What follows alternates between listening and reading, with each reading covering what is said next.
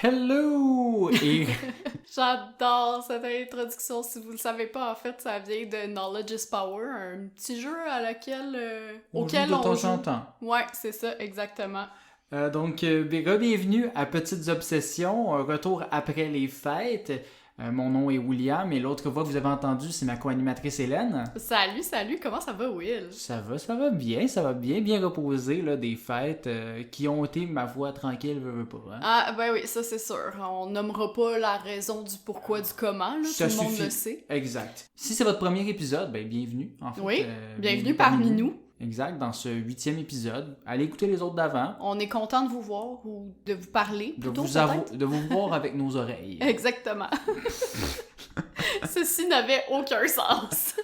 Donc, Hélène, est-ce que tu peux présenter un peu le concept de Petites Obsessions à ces gens-là? Oui, ben écoute, Petites Obsessions, c'est un podcast où on a pour mission de joindre le futile à l'agréable, tout simplement, hein? Rien de moins. En fait, chacun de nous, on va décortiquer un sujet. On sait le sujet de l'autre, mais tu sais, c'est un peu comme un livre. On sait le titre du livre de l'autre, mais on sait pas le contenu, fait que ça donne souvent place à de très belles surprises. Oui, des réactions spontanées. Oui, exactement. Tout est naturel. Il y a un petit peu de montage, là, parce qu'on bafouille des fois, mais ça, c'est une autre histoire. C'est ça. On va apprendre à parler là, d'ici une couple d'épisodes, peut-être. Ouais. On vous invite d'ailleurs à aller voir nos bloopers sur nos réseaux sociaux si vous voulez voir à quel point on est parti de loin, hein? Oui.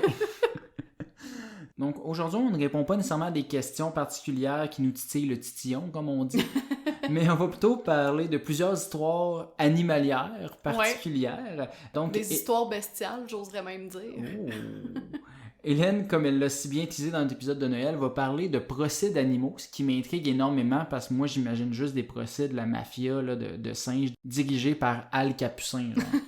J'adore, mais non, malheureusement, je vais pas parler de cette histoire de singe qui aurait tué par vengeance 250 chiens en Inde, là. Ah oui, les gangs si de rue. rue. T'en as entendu parler.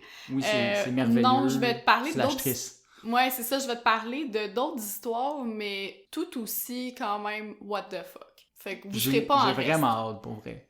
Honnêtement. Mais avant tout ça, moi, je vais vous présenter l'envers de la médaille. Tu vois ce que je veux dire? Parce que je vais vous parler des animaux héros de guerre. OK, très cool. Là, je parle pas de Rocket Raccoon dans Guardian de la Galaxie. Là. Je parle de vrais animaux qui ont vraiment existé et qui ont reçu des médailles de bravoure. Mais c'est un vrai animal, là. Je l'ai vu il y a 10 ans dans ma cour avec toute sa petite famille. Non, c'était pas lui, c'était un autre. OK. Donc, oui, le gag dans Brooklyn Nine-Nine où un cheval reçoit une médaille de bravoure en même temps que Charles, c'est pas juste une joke, mais quelque chose qui est arrivé à plusieurs reprises dans l'histoire. Oh mon Dieu, puis des chevals... Voyons, Hélène, t'es-tu en communication ou pas?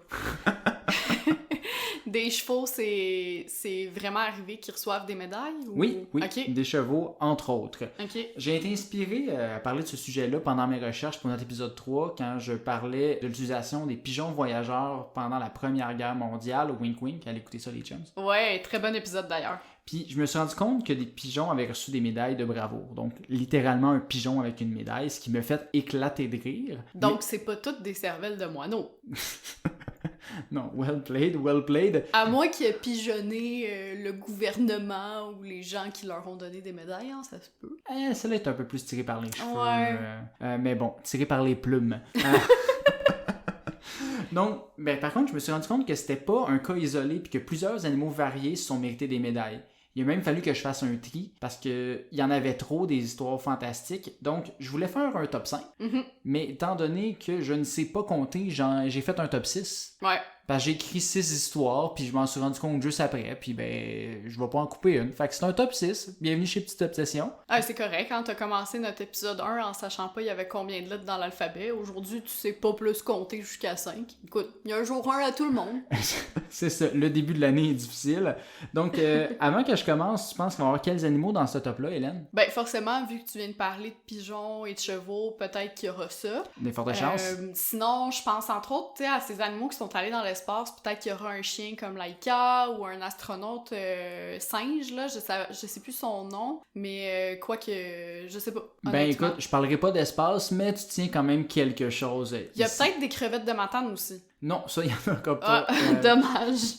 En 6e position, je vais parler du pigeon voyageur, cher ami. Donc, c'est son nom, cher ami. Oui, c'est pas toi, cher ami, Ouais. c'est le pigeon, en Ok. soi, c'est son nom. Donc, pour cette première histoire, là, laisse-moi faire un peu une petite intro avec ma voix de narrateur là, pour rendre un peu hommage à l'histoire. Vas-y fort. En octobre 1918, lors d'une offensive à Meuse-Argonne, un bataillon mené par le major américain Charles White Whittlesey avance rapidement contre les Allemands. Mais ses flancs droite et gauche ne réussissent pas à percer et les suivre. Le bataillon de 554 hommes se retrouve alors isolé dans un ravin, sur le bord d'une colline, et se fait encercler par l'ennemi. Les hommes vont passer 6 jours ainsi sans ration et de moins en moins de munitions. J'attends le moment où tu vas dire « là où la main de l'homme n'a jamais mis le pied ». Parce que ça me faisait vraiment penser à l'intro de Dans une galaxie près de chez vous. T'as trouvé d'où vient Ton inspiration. mon inspiration. Ta muse. ma muse de la narration. Mais regarde, on va pas garder ça tout le long, là, c'était juste C'est pour bon. faire différent. Donc, à ce moment-là, ben, on a un bataillon un peu perdu. Donc, le major tente d'envoyer des hommes pour communiquer avec les forces alliées, mais ils se font intercepter au-dessus par les Allemands. Il tente aussi d'envoyer des messages par pigeon voyageur. Premier pigeon qui envoie, mais transporte un message qui dit plusieurs blessés, on ne peut pas évacuer, mais l'oiseau se fait tirer au vol. Il lance aussi un autre pigeon avec comme message les hommes souffrent, pouvez-vous envoyer du soutien? Qu'est-ce qu'il y a avec ce pigeon-là? Ben, il se fait tirer aussi. Donc, ça va pas très bien pour Non, le bataillon. effectivement. Ceci étant dit, même si les messages étaient pas très complets, puis qu'ils se sont pas rendus, ben les Alliés savent quand même qu'il leur manque 550 hommes. Donc, pour les aider, ils utilisent leur batterie d'artillerie pour créer un barrage de protection pour que Whittlesey et ses hommes puissent s'échapper. Donc, ils font des tirs de suppression dans le secteur nord de la colline, croyant que le bataillon est au sud. OK. Le problème, c'est que le bataillon, il est au nord. Ah! Fait que Ça va bien, ça? non seulement le bataillon est encerclé par l'ennemi, mais il se fait en plus bombarder littéralement par ses alliés. Ah, ils se sont fait plumer, là. Oui, c'est ça. Des 554 hommes, 197 sont tués au combat, 150 sont portés disparus ou faits prisonniers. On les appelle le bataillon perdu, puis c'est pas pour rien. Le major tente une dernière fois d'envoyer un message avant d'être anéanti par ses amis. Et cette fois-ci, le message est un peu plus clair. Le message va comme suit. Nous sommes le long de la route parallèle au 276e,4. Notre propre artillerie fait tir de barrage sur nous. Pour l'amour du ciel, arrêtez. C'est quand même assez clair. Mais là, il attache le message à la patte du pigeon le plus badass de l'histoire, c'est-à-dire... Cher ami. Oui, cher ami. Donc, il le lance en l'air et il se fait automatiquement 360 no scope. Donc, l'oiseau, il est touché, mais surprise, cher ami, c'est pas une poule mouillée, c'est un pigeon. Tel un phénix, il renaît de ses cendres. Exact. Oh, wow. Puis, c'est pas une petite balle qui va l'arrêter. Non. Fait qu'il reprend son vol, puis il réussit à se rendre au quartier général de la division, situé à 40 km de la position du bataillon, en seulement 25 minutes. OK. L'exploit est d'autant plus impressionnant parce qu'à son arrivée, les médics ils se sont rendus compte que le pigeon il avait été à la poitrine, était rendu aveugle d'un œil et une patte tenait seulement par un tendon. Tabarnouche. Fait C'est le Terry Fox des volatiles, là. exactement. Incapable de sauver sa patte, ils ont quand même fait une petite prothèse en bois. Oh! Fait Un oui, pirate! oui, c'est ça. Il manque un œil puis une jambe de bois. C'est un petit pirate. Oh, wow! Fait officiellement, cher ami a été rapatrié aux États-Unis par bateau et a été décoré de la Croix de guerre pour avoir délivré 12 messages dans le secteur de Verdun et pour avoir sauvé les 194 hommes du bataillon perdu, puis est décédé peu de temps après. Par contre, moi j'aime mieux croire qu'il a pris le contrôle du bateau puis il a pillé les eaux de l'Atlantique à la recherche d'un grand trésor. Mais est-ce qu'on a une photo de cher ami? Of course. Avec sa jambe de bois? Oui, ben il est empaillé au Smithsonian à New York. Hein? Ouais, fait que c'est ça. Ça va être sur notre Instagram. Hey, ben abonnez-vous si vous voulez qu'on aille à New York voir le petit pigeon. Ah, et dernier détail funky de cher ami, il est aussi entré dans le Racing Pigeon Hall of Fame en 1931. Wow. J'ai pas de joke là-dessus, c'est juste un Hall of Fame des pigeons de course. Oh. Donc voilà, on en a terminé avec le Colombier futé. Mm-hmm. 5e position, le caporal Jackie. De quel animal s'agit-il? Parce que oui, Jackie, c'est un caporal, mais c'est un animal. Ça fait le nom de chien un peu, je sais pas. Non, encore mieux, Jackie, c'est un babouin. Oh mon Dieu, ok. C'est un babouin qui a fait partie de l'armée sud-africaine pendant la Première Guerre mondiale. À la base, Jackie, c'était plutôt une mascotte. Il appartenait au Sud-Africain Albert Marr, qui l'a trouvé et entraîné à être un membre de sa famille avant la guerre. Quand Marr a dû débuter son service militaire, il a refusé de laisser Jackie derrière et il a amené le singe avec lui et a été nommé mascotte de l'infanterie. Ok. Le plus intéressant de Jackie, c'est pas qu'il a sauvé des vies, mais que l'armée lui a fait son propre petit uniforme tout cute puis son propre petit chapeau de caporal. Oh! Bien entendu, cette photo-là va aussi être sur notre Instagram. Yes. Jackie recevait sa propre slip de paye et ses propres rations qu'il mangeait avec un couteau et une fourchette. Mon Dieu, mais il est fancy, ce cher Jackie. Oui, il faisait même ses saluts officiels à ses supérieurs, puis allumait des cigarettes aux soldats. Oh, wow. C'est parfait. Mais il faisait quand même pas juste des singeries. Non. Wow, j'adore. Il servait aussi beaucoup la nuit pour monter la garde grâce à ses sens supérieurs là, de petits primates. Ouais. Étant en Première Guerre mondiale, Jackie a passé du temps dans les tranchées en France, où pendant une journée, il y avait énormément de tirs ennemis. Il a tenté de bâtir un petit mur autour de lui pour se protéger, mais il était atteint par un débris à un bras et une jambe suite à une explosion. Quand ils ont tenté de le sortir de là, Jackie, un peu en panique, je sais pas pourquoi, Je m'en doute pas. refusait de quitter et tentait de terminer son petit mur. Oh! Finalement, pour lui sauver la vie, sa jambe a dû être amputée, mais il a survécu! Oh! Ouais! Es-tu encore en vie? Ben là, c'était en la Première Guerre mondiale, Hey, Hélène. je sais pas la durée de vie des singes, ok? Les tortues, ça vit genre 150 ans. Ouais, non, pas la même chose pour les singes. Il a ensuite reçu une médaille de bravoure pour l'événement et a été promu de soldat à caporal. Ok. Ça, c'est ce qu'on appelle un field promotion. C'est arrivé sur le champ de bataille. Il va en avoir beaucoup dans les prochaines histoires. Parfait, c'est bien noté. Il a vécu jusqu'en 1921 où il est décédé dans un incendie. Il n'y a pas plus de détails, c'est weird, mais c'est ça. On sait même pas, tu sais, si c'est un incendie criminel ou... Ça finit là, incendie. Ok. Son propriétaire est resté vivant, en tout cas. C'est louche. C'était donc l'histoire du singe qui portait du linge. Numéro 4, le sergent Reckless. Donc, le sergent, en fait, c'est le sergent-chef Reckless, une jument mongole ayant vécu de 1948 à 1968 et ayant participé à la guerre de Corée. C'est elle qui a inspiré Peanut Butter dans Brooklyn Nine-Nine dont je parlais tantôt. Donc, oui, il y en a un petit dada. Ouais, mais j'avoue que Reckless, ça fait plus badass que Peanut Butter. C'est pas mal plus badass. Donc, en 1952, un lieutenant du nom d'Eric Pedersen a demandé la permission à son colonel d'acheter un cheval pour sa section. Il s'est alors rendu à un hippodrome en Corée où il a acheté le dit dada. Pedersen voulait un cheval pour aider à transporter les munitions pour leur canon sans recul ou ce qu'on appelle en anglais Recordless Rifle. C'est là que provient le nom de la jument. En fait, quand tu contractes Recordless, ça fait Reckless, qui aussi se traduit en français par foufou qui volait sur un champ de bataille pendant une couple d'années. Les marines ont ensuite entraîné Reckless pour le champ de bataille en lui apprenant entre autres à ne pas se prendre dans les fils barbelés ou à se coucher quand ils étaient sous les feux des projectiles. Là, Hélène, tu vas aimer ça, parce que les marines avaient donné à ce bootcamp pour chevaux le nom de Oof Camp. Oh wow. Donc, pour sabot, pour les gens non assimilés par les Anglais. Donc... T'es-tu en train de me traiter d'assimilé? Ouais, madame! T'as un peu raison, là. Reckless était aussi bien chumé avec tout le monde dans le camp. On lui donnait des œufs brouillés, du bacon, du chocolat, du coke puis de la bière. Par contre, elle était limitée à 2 bouteilles de coke par jour. Il faut quand même s'assurer que le déjeuner reste santé. Mais la bière, aucune limite. Pas de limite, ça va. Pas de modération là-dessus. Juste le coke. En plus de ça, Reckless entrait pas mal dans les tentes des marines comme bon lui semblait. Il dormait avec eux dans les tentes. Tel que mentionné plus tôt, le travail de notre marine équine était de transporter des munitions. Elle transportait généralement entre 4 et 8 obus, pesant 24 livres chaque attachés sur son dos. Ok, quand même. Quand même. La particularité de Reckless est non seulement qu'elle transportait des munitions, mais qu'elle bench plus que la planète au complet.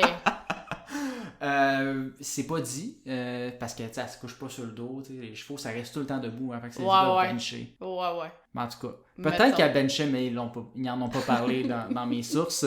En fait, elle pouvait transporter les munitions par elle-même, toute seule. Donc elle avait besoin d'être guidée sur un autre trajet que quelques fois. Puis, elle volait de ses propres ailes. Je veux dire, elle trottait de ses propres sabots. Oh, wow. C'était comme une DoorDash de la munition.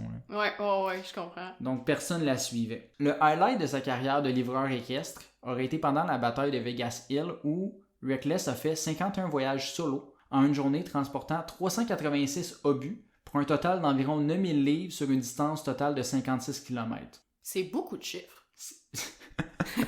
Je pensais que t'allais dire que t'étais impressionné, mais oui, c'est beaucoup de chiffres. Oui, les chiffres m'impressionnent. Ok. Par contre, pendant cette bataille-là, elle va se faire blesser 2 fois avec un éclat au-dessus de l'œil gauche et un à l'abdomen. Ça a été correct après, mais c'était juste pour dire que c'était badass. Peuvent-tu arrêter de se blesser? Faire mal aux animaux? C'est la guerre, Hélène. Ouais, mais j'aime pas ça. Je vais essayer que ça se fasse moins mal pour la suite. Okay. Reckless aura aussi aidé pour d'autres items comme pour poser des fils de téléphone, puis elle pouvait faire la job de 12 gars à elle seule. Non seulement elle fait la compétition à DoorDash, mais c'est aussi la solution à la pénurie de main-d'œuvre. À DoorDash ou à OofDash? Ouf dash. Ouf dash. Love it. Le 10 avril 1954, Reckless était promu de caporal à sergent dans une cérémonie officielle. Quand est-ce qu'il était devenu caporal dans l'histoire, c'est pas trop clair, mais en tout cas, sergent était pour mademoiselle. Belle promotion. C'est ça. Puis la guerre étant terminée à ce moment-là, elle est ramenée à un camp, le camp Pendleton, où elle a produit des bébés et a finalement été promue comme sergent-chef pour cet autre bon travail de procréation, I guess. Ben écoute, c'est sa fonction principale, hein, comme toute bonne femelle de l'époque. C'est ça, hein? Même les chevaux subissaient du sexisme. Écoute, mon prof d'histoire au cégep, pour nous expliquer la condition des femmes back in the days, il disait qu'on était des ménagères reproductrices. Fait que, agréable. C'est ça. Reckless est finalement décédé en 1968, ironiquement après être tombé dans une clôture de fil barbelé. Oh non! Son ouf camp était loin dans ses souvenirs. Elle faisait de la retraite aussi, en tout cas. C'est une fin un peu plus triste. Ouais, ça devait être plus Elle a été difficile de euthanasiée. lever les sabots pis tout. Là. Ouais, c'est ça. Puis j'ai appris récemment aussi que si un cheval se casse une patte, souvent la solution c'est l'euthanasie automatique parce que les chevaux sont tellement tout le temps debout. C'est trop souffrant pour eux. C'est trop souffrant, puis ils peuvent pas se coucher sinon ça l'écrase leurs organes trop longtemps. Fait qu'en tout cas... Ah ouais, aïe aïe. C'est ça. Faites attention à vos pattes de cheval. C'est ça, exact. Et donc, c'était l'aventure épique de la sergent-chef Reckless. Donc, on est rendu au numéro 3, déjà. Maintenant, le caporal Wojtek. Ouh! Tu penses qu'il vient de où? Puis c'est quoi? J'ai-tu le droit de l'avoir éplé? W-O-J-T-E-K. OK. Puis mettons dans une phrase. Le caporal Wojtek, je sais pas. On est à un concours d'épellation, William! Le caporal Wojtek est allé à la guerre. OK. J'ai aucune idée. Un singe. Non, c'est un ours. Oh mon Dieu, OK. Ouais. Oui, j'avoue que ça fait comme... Ça fait puissant, Europe centrale, là, genre. t'sais. Ouais. C'est ça. Donc, ben en fait, oui, c'est un ours brun de Syrie, plus exactement. L'histoire de Wojtek débute en 1942, tandis que l'armée polonaise se retrouve en Iran, accompagnée de milliers de civils polonais, après avoir été déportés suite à l'invasion de la sympathique armée soviétique en 1939. Donc, Une belle époque pour la oui. Pologne, hein? Oui, quand même. Le 8 avril 1942, un jeune homme iranien retrouve un ourson abandonné et l'apporte à l'armée polonaise et veut l'échanger contre de la nourriture. Ah, mais c'est l'inverse du livre de la jungle, ça? Presque. Donc, Irena Bokevich, I guess, la petite nièce d'un général, aurait alors convaincu ce dit général d'accepter le deal et d'acheter l'ourson. L'ours devient rapidement une sorte de mascotte de la région et est finalement donné à la 22e compagnie de ravitaillement d'artillerie de l'armée polonaise, qui lui donne le nom de Wojtek, qui signifie guerrier heureux. Le bout de le fun commence maintenant. Au début, l'ours avait de la difficulté à avaler, donc il était nourri de lait concentré, servi dans une bouteille de vodka. OK. C'était-tu pour comme lui faire à croire qu'il allait boire de la vodka? Ou... Non, je pense que c'est juste pour nous rappeler que l'URSS est impliqué dans l'histoire, sinon je sais pas trop. J'avoue. Mais il est aussi mentionné que son régime a évolué vers des fruits, de la marmelade et du miel comme tout bon ourson, mais son breuvage préféré était... Le coke. Non, la bière. Ah! Mais ça aurait pu, étant donné, mais non, la bière. En vieillissant, il aurait aussi commencé à fumer la cigarette et boire du café le matin, tel un vieux monsieur blasé qui lit le journal en robe de chambre. OK. Wojtek pouvait être souvent aussi vu à marcher sur ses pattes dans l'arrière pour imiter les soldats, et ceux-ci luttaient aussi avec lui pour le plaisir. Il aurait accompagné la 22e compagnie partout où ils allaient, que ce soit en Iran, la Syrie, la Palestine, l'Égypte. On se le cachera pas, cet ours-là, il a voyagé plus que moi. Là. Ouais, non, ça... C'est pas très difficile en même temps. Ouais, là. mais tu sais, bon. Ben, mettons qu'il n'y avait pas eu une pandémie, probablement qu'il t'aurait pu arriver à peu près à son échelon. Mais pour un ours, c'est quand même pas pire. Ouais, donc, c'est respectable. On se rappelle ici qu'on est en Deuxième Guerre mondiale, donc éventuellement la compagnie est assignée pour combattre aux côtés de l'armée britannique pour libérer l'Italie. Pour s'y rendre, ils doivent embarquer dans un navire britannique qui interdit les mascottes et les animaux de compagnie. Pour contourner la restriction, Wojtek est enrôlé dans l'armée et devient donc un soldat de l'armée polonaise. En tant que soldat, pas de traitement différent des autres pour ne turcider, il dort avec les autres hommes dans une tente, puis encore une fois, en tant que soldat, pas de passe-droit. Donc, pendant la bataille de Monte Cassino, il a aussi aidé à transporter, lui, des obus de 45 kilos chacun. Donc, quand même pas pire. La jument peut aller se rhabiller. Exact. Donc, ses bons services à Monte Cassino lui auront donné un statut légendaire et une promotion au rang de caporal. Il n'y aura jamais eu de médaille, mais encore aujourd'hui, l'insigne de la 22e compagnie est celle d'un ours debout sur ses pattes d'en arrière, tenant un obus dans ses pattes d'avant. ça compte quand même un peu. Ouais, je veux dire, c'est un bel hommage. C'est ça. Là, tu m'as demandé moins de violence envers les animaux. Donc, pas de blessure. Il a été démobilisé en 1947 puis va finir ses jours à l'âge de 22 ans au zoo d'Édimbourg. Non, mais t'inquiète pas pour ça, parce que moi, je vais me rattraper Ah, avec ok, la ok. violence dans ma partie. Parfait. Donc, voilà pour l'épopée de l'Ursidé futé. Oui, je continue dans mes jeux de mots. Ouais, c'est je vais correct, donner le vas-y. truc à la fin. Donc, en deuxième position, là, celle-ci est attitrée non pas tant parce que cet animal a accompli, mais tout simplement parce que c'est la plus absurde et qui me fait le plus rire.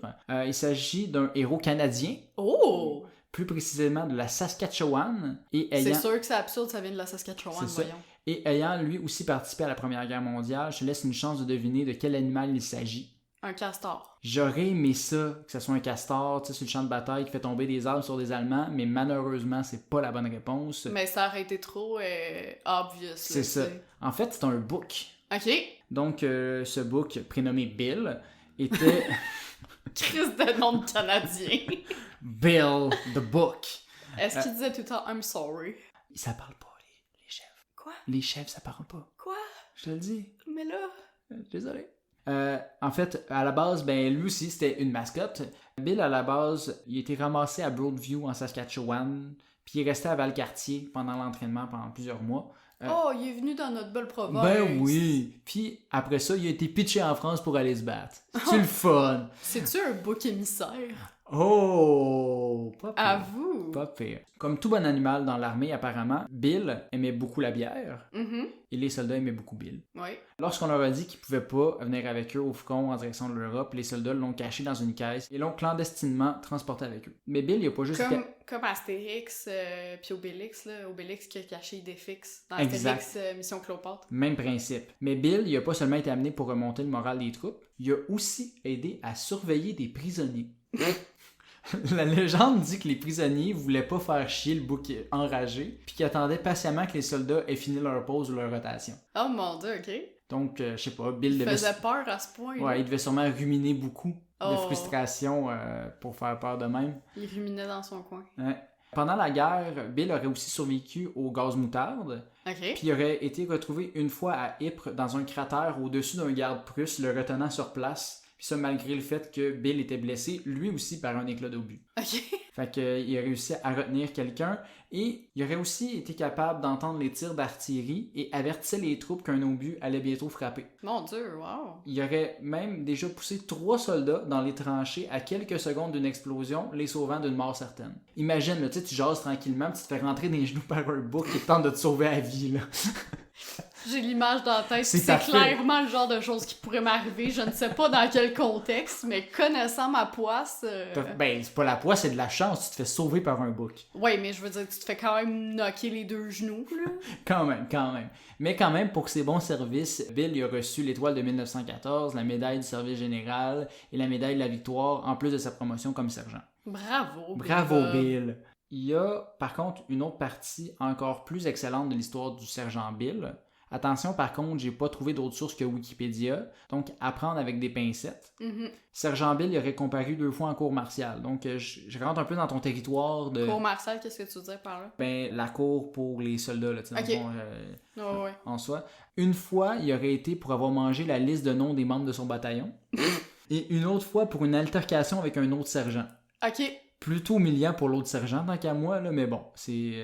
Oh, attends.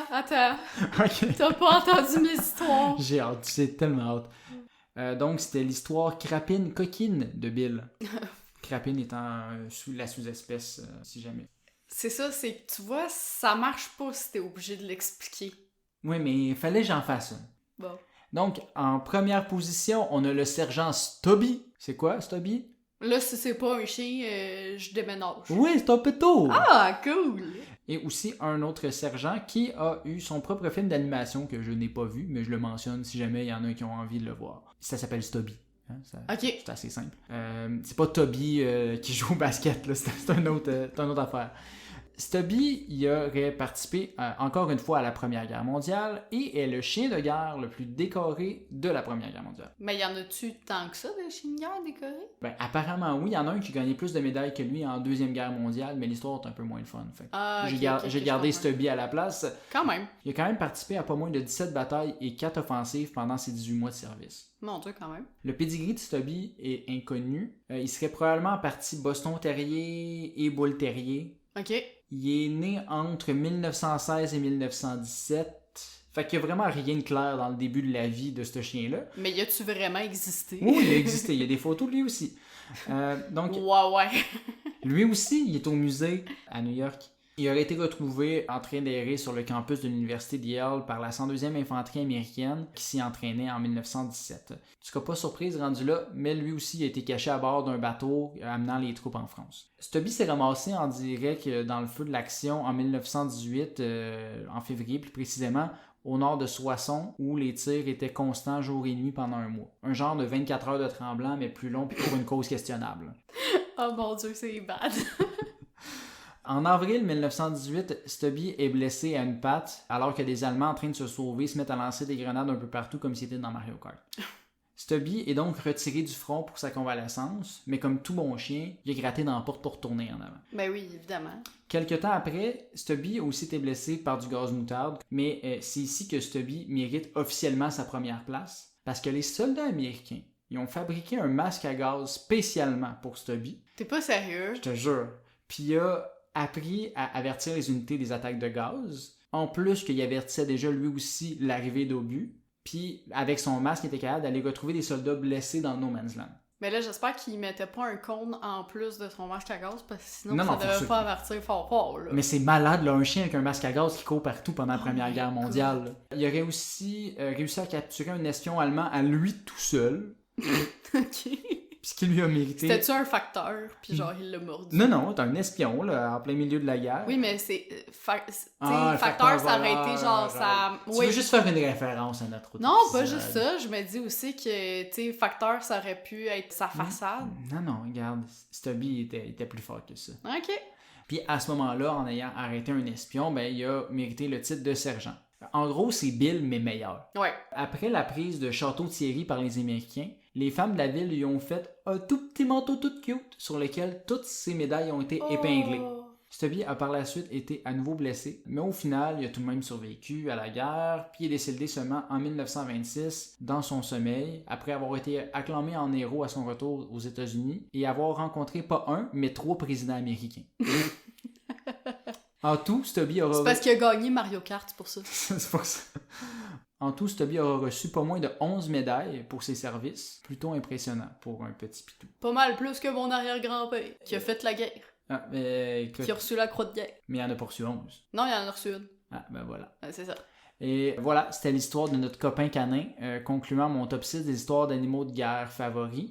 Mais j'aimerais tout de même ici prendre quelques instants de plus pour mentionner que malgré l'image absurde reliée à chacune de ces histoires-là, il y a énormément d'animaux qui ont péri à travers l'histoire due à la guerre. Mm-hmm. Non seulement lors de l'utilisation des chars de guerre pendant l'époque gréco-romaine ou encore des éléphants de guerre en Asie, mais aussi beaucoup plus récemment comme dans l'histoire mentionnée. Ce serait pas moins de 14 millions d'animaux qui auraient été mobilisés pendant la Première Guerre mondiale et près de 30 millions pendant la Seconde Guerre mondiale. C'est fou, là. C'est plus que le double de la population du Québec. C'est ça. En fait, c'est le double de la population du Québec, là, 14 millions. C'est vraiment dur à s'imaginer. Donc, merci aux animaux qui subissent la stupidité de la guerre. Oh, pas juste la stupidité de la guerre. Moi, te parler de la stupidité humaine, moi. Go, parle-moi des bad boys animaliers, là. Écoute, William, qui dit guerre dit procès, hein? Et donc, qui dit animaux de guerre dit forcément procès d'animaux, non? Oui, on va suivre cette logique-là, ouais. J'essaie de faire un lien entre ta partie et la mienne, en fait. Mais t'inquiète pas, c'est pas un poisson d'avril que je te fais, je te prends pas non plus pour le dindon de la farce, c'est réellement quelque chose qui a existé, même si j'ai honnêtement aucune idée ou souvenir de comment je suis tombée sur ce sujet-là. Okay. Je soupçonne mes doigts de taper des choses sur mon clavier pendant que je dors puis de me réveiller avec ça, mais bref. Tout ça pour dire qu'à ma grande surprise, il y a certaines bêtes qui ont dû s'asseoir sur le banc des accusés au cours de leur vie. En fait, je dis que c'est à ma grande surprise, là, mais la vérité, c'est que plus rien ne m'étonne depuis que j'écoute le podcast des pires moments de l'histoire de Charles Beauchesne. Oh Charles, Si jamais t'écoutes ça, là, sache que je suis secrètement un peu beaucoup amoureuse de toi. Une chance qu'il n'y a pas beaucoup de monde qui nous écoute encore. Je vais m'en sauver. Excuse-moi, Will, j'avais oublié que t'étais là. Mais en tout cas, tout ça pour dire que si vous connaissez pas le podcast de Charles, sérieusement, allez écouter ça, c'est un chef-d'œuvre. Petit avertissement aussi pour cet épisode, je peux pas croire tout ce que je vais vous raconter là. Fait que vous l'aurez peut-être remarqué, mais dans cet épisode, il y aura beaucoup de calembours bestiaux pour camoufler l'absurdité et l'horreur des histoires pas piquées des verres que je m'apprête à vous raconter. Même là, dans la phrase, t'en as rajouté un. Oui, pis c'est pas des blagues, j'en suis encore médusée de ces histoires. Ok, fait qu'il y a rien... C'était rien, le ceux que t'as fait pendant Ah la non, écoute, vous serez prévenus, nos amis ne finiront pas tous gays comme des pinsons, bien au contraire. Hey, je m'excuse déjà, la gang. Je m'excuse. Mes minutes papillons. T'es-tu déjà épuisé? Oui. Il va-tu avoir une histoire ou juste des jeux de mots? Non, il va y avoir des histoires. Ok. Soyons logiques. A few moments later. Mes minutes papillons, soyons logiques et ne mettons pas la charrue avant les bœufs. Avant de vous raconter certaines issues de procès, faut d'abord que je vous mette en contexte, hein. Fait que j'ai une question pour toi, Will. Quand est-ce que tu penses que ça a commencé, les convocations des animaux au tribunal, d'après toi? Ben, avant de répondre à ta question, je veux te féliciter parce que ça fait genre 3 phrases sans jeu de mots. Fait que déjà là, Merci. C'est bon. J'aurais dit dans l'époque médiévale. Ok, ben en fait c'était au Moyen-Âge, hein, cette magnifique époque. C'est ça que je voulais dire, mais je sais pas parler. C'est ça. Ben en fait c'est ça, c'était au Moyen-Âge, cette magnifique époque aussi appelée l'âge sombre, où on sait toujours pas ce qui est le pire entre les épidémies de peste et la guerre de 100 ans. Hein. À ce sujet, j'ai envie d'ouvrir une petite parenthèse dès le départ parce que je suis tombée sur plusieurs articles dans lesquels certains historiens et archéologues, dont le professeur Michael McCormick de l'Université d'Harvard, affirment que la pire année de toutes fut non pas 2021 ou 2020, mais bien 536. Puis Okay. j'ai jugé que cette parenthèse serait particulièrement pertinente étant donné que ben, ça a été une décennie de misère, d'obscurité et de roulette russe de la fin du monde. Mais aussi, ben, on est au début de l'année, fait que pour un premier épisode, c'est quand même bien d'en parler. C'est bien de commencer avec des choses super dark, comme on C'est dit. ça, exactement. Ça va continuer et finir super dark aussi. Nice. Ouais, vous m'en excuserez. D'abord, il faut savoir qu'en 536, il y a eu une éruption volcanique en Islande qui a fait apparaître un épais brouillard poussiéreux plongeant tout l'hémisphère nord dans le noir pendant plus d'1 an. Ça, là, ça veut dire l'Europe, l'Asie, l'Afrique, l'Amérique, même si c'était pas encore découvert, tout ça, ok? Procope de Césarée, un historien et avocat C'est byzantin... quoi ce nom-là? Procope de Césarée? Ben non, mais de ce siècle-là... là. Procope? Ben oui, mais qu'est-ce que tu veux que je te dise? Je pensais que c'était genre le nom d'un procès ou genre de... Non, je suis encore Procope, dans c'est ma une personne. parenthèse moyenâgeuse, ok? Ok. J'ai presque fini. Donc, Procope de Césarée, un historien et avocat byzantin, tu comprends qu'il vient de cette période-là s'il est byzantin et non turc, a même dit « Le soleil a donné sa lumière sans éclat comme la lune pendant toute l'année. » Poétique, certes, mais tout ça pour dire qu'il y a eu pas mal de carences en vitamine D parce qu'il faisait noir à longueur de journée pendant 18 mois. Il n'y avait pas de petites vitamines que vous pouvez acheter à l'épicerie dans ce temps-là. Là. Non, c'est ça. Puis qui dit obscurité dit aussi froid. Fait que le mercure était tellement dans la brume qu'il a chuté justement pendant ces mêmes 18 mois. Plaisir. Et ce fut d'ailleurs la décennie la plus froide en 2300 ans. Hmm. Il y a même eu une tempête de neige en Chine au cours de l'été 536. Puis là, tu vas me dire, ok, ben c'est juste une petite tempête de neige, genre ils mettent leurs pneus d'hiver puis c'est chill. Non. L'été, là, c'est la période des récoltes. Pas de récolte, pas de nourriture. Donc les gens mouraient de faim jusqu'en 539. Fait qu'ils ont pas ri. Non, c'est ça. Un petit... Calice.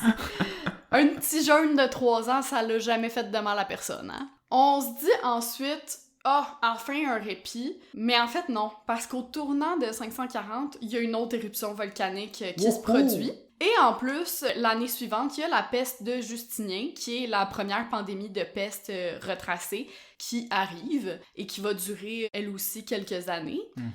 qui a d'ailleurs tué le tiers ou peut-être la moitié de la population de l'Empire romain oriental, hein, c'est pas clair, mais en même temps, aujourd'hui, on a de la misère à connaître le nombre réel de cas de COVID en 2021. Moi, j'ai de la misère à savoir le nombre qu'il y a dans mon top 5, fait que tu sais... Ben c'est ça, fait que c'est pas étonnant qu'on se donne autant de marge d'erreur pour une pandémie au 6e siècle, mettons. Bref, de sombres années qui ont certainement accéléré l'effondrement de l'Empire romain oriental. La question maintenant, est-ce que 2020 et 2021 sont les pires années que nous avons connues? Ben, si c'est pour être comme l'an 536, seules les 8 prochaines années nous le diront. Désolée d'être un petit peu fataliste. Fait que là, c'est la pire année parce qu'elle a duré 8 ans. Ouais, c'est ça. Mais non, mais c'est parce qu'il y a eu comme tellement d'affaires.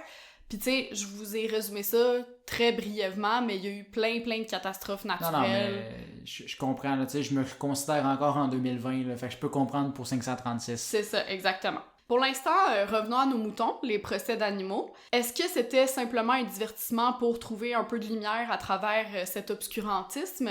Non, en fait, ces bêtes passaient devant le juge parce qu'on leur reprochait évidemment un délit, un crime ou un dommage. Les maudits. Eh oui, les premières traces de jugement écrits concernant des procès d'animaux remonteraient au 11e siècle dans certains pays, mais il faut savoir que dès l'Antiquité, on écrivait les lois dans la pierre, hein, afin d'éviter que les gens mésinterprètent la loi, ou en tout cas leur donnent l'interprétation qu'ils veulent, et de s'assurer en fait une application beaucoup plus rigoureuse de la loi justement et du droit. Il s'agit là d'une initiative du législateur athénien Dracon, à qui on doit une série de lois dont la peine de mort pour absolument tous les délits, même ceux commis par des animaux, et par le fait même, ben, l'adjectif draconien. Hein. Ouais, c'est ça que je me disais, là. Ouais. Plus tard, ce sera même écrit dans le livre de l'Exode, un texte de l'Ancien Testament.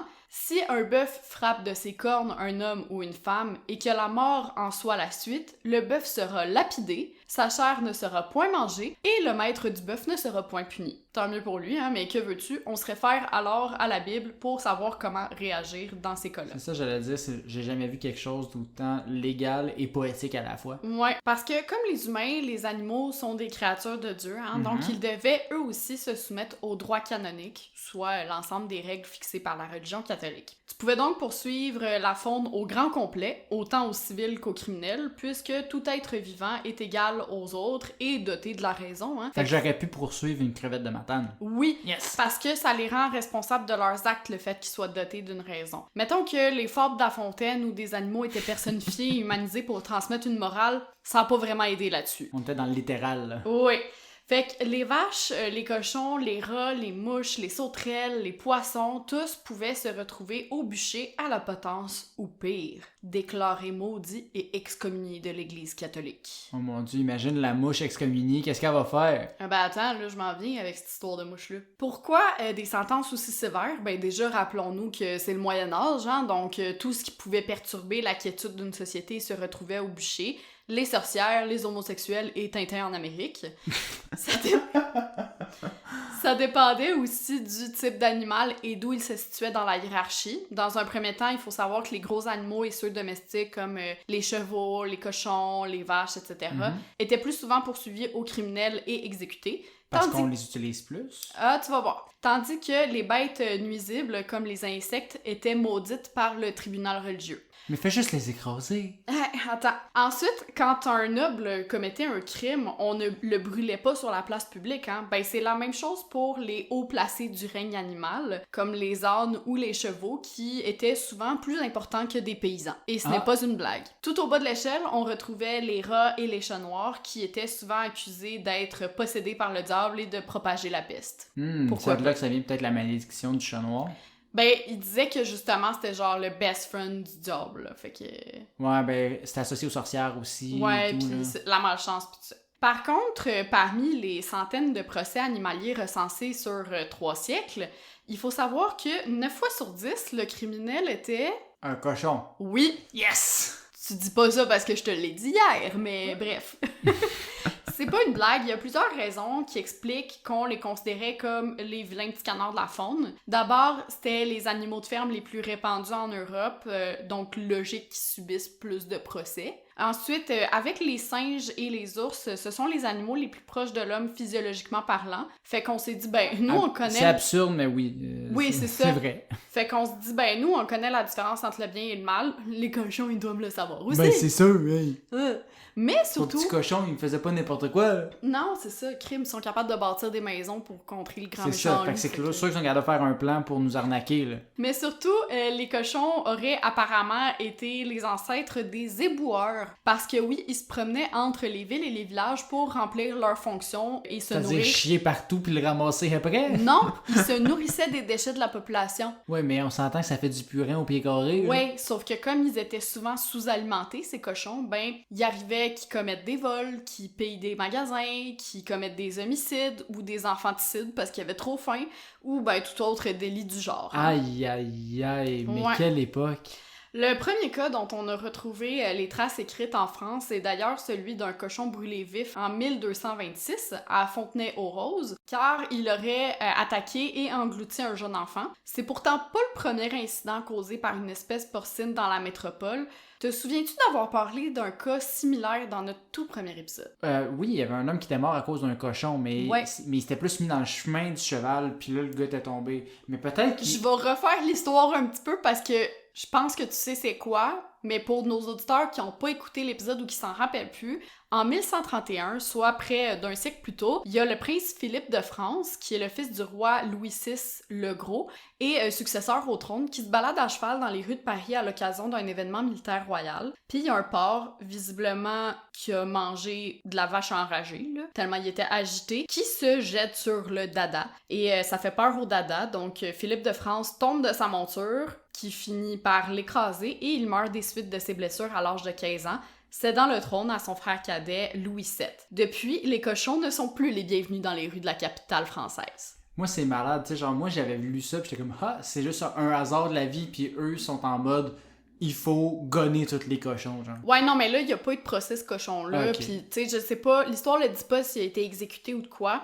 c'est juste pour dire que les premières traces de, justement, d'animaux qui ont subi un procès, c'est plus au 13e siècle, vers Ok. l'an 1226, mais il y a quand même eu des incidents comme ça Mhm. auparavant où il y aurait pu et dû, selon l'époque, là, pas maintenant, avoir un procès. Mais il faut croire que ben, les chats ne font pas des chiens et que les porcs n'apprennent pas de leurs ancêtres, puisqu'en 1386, on assiste au procès de Falaise. J'oserais dire que c'est le procès animalier le plus connu, comme je l'ai retrouvé dans quasi toutes mes sources, et qu'il s'agirait aussi du plus documenté de l'histoire. Donc, âme sensible, vous pouvez me muter quelques instants parce que les détails qui suivront donnent un peu la chair de poule, honnêtement. J'ai le cafard, là, rien d'y penser. Donc, on est chez un maçon, à Falaise, en Normandie. Son petit garçon de 3 mois est tranquillement installé dans son berceau, bien emmailloté, tout sage. Et ce que tu redoutes arrive, une truie profite d'un moment d'inattention du père pour attaquer l'enfant et le mordre au visage et au bras. Hein, quand le chat n'est pas là, les souris dansent.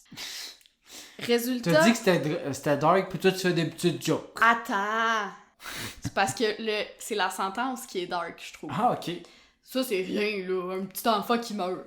Et boy, ça s'annonce fort. Ouais.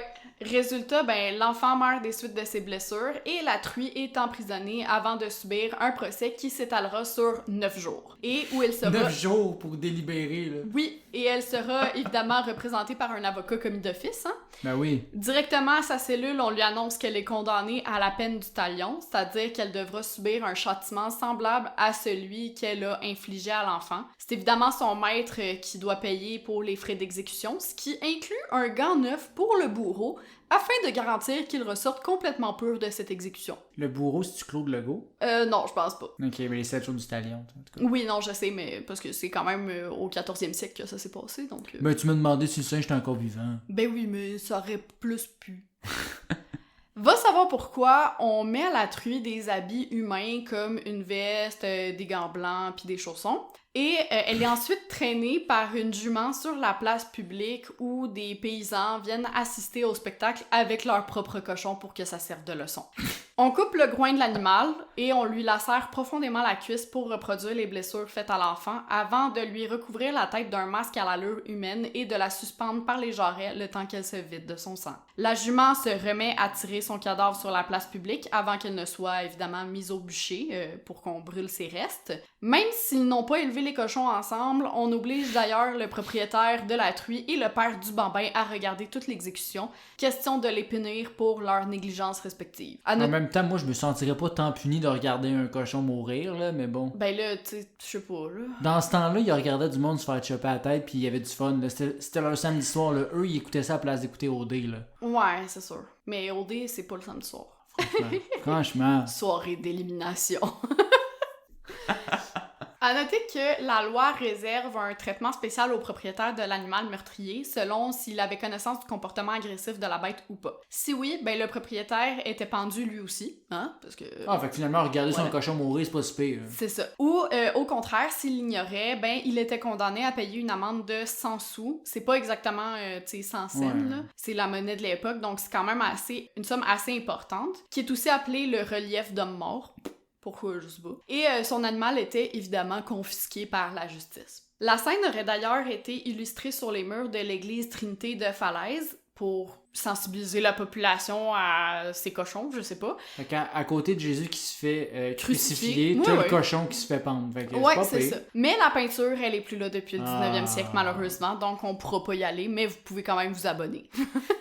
Hey, on essaye ce qu'on peut, hein. Comment la truie aurait-elle pu se défendre? Je t'avoue qu'il semble pas y avoir d'issue possible à moins que la victime survive à ses blessures, comme ce fut le cas en 1416 avec une histoire similaire. D'ailleurs, lorsqu'on cherchait à tirer les vers du nez aux animaux durant un interrogatoire, on observait leur comportement à la loupe et le moindre grognement pouvait être perçu comme un aveu de culpabilité. Tout couinement, là, c'était des larmes de crocodile pour les autorités. C'est pas mêlant, les animaux étaient faits comme des rats. Ah, franchement. Ben non, mais c'est vrai. Mais ça me rappelle vraiment, genre, ce que je parlais dans l'épisode sur les sorcières, là, où les avocats qui défendaient trop bien. Exactement. J'ai aussi trouvé l'acte de jurisprudence d'un cas similaire, encore une fois, d'une truie qui a attaqué un enfant en 1567. Hein, et c'est toutes des truies qui ont attaqué des enfants. Là. Je sais pas ce qui se passe. Finalement, c'est juste eux les problèmes. Là. Non, j'ai d'autres histoires à temps. Mais j'aimerais te lire un très court extrait de cet acte parce que, bon, déjà, c'est en ancien français, puis mettons qu'ils ont oublié l'existence de la ponctuation. Là, leur phrase fait genre 8 pieds de long.